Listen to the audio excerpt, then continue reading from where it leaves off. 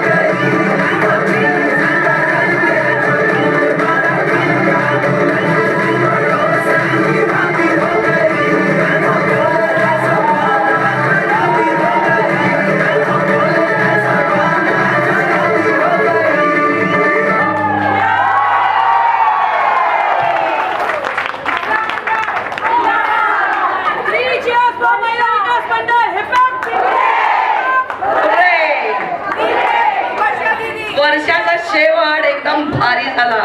बॉलिवूड कलाकार होते चित्रा, शीतल, रूपांजली, राधा, अंजली।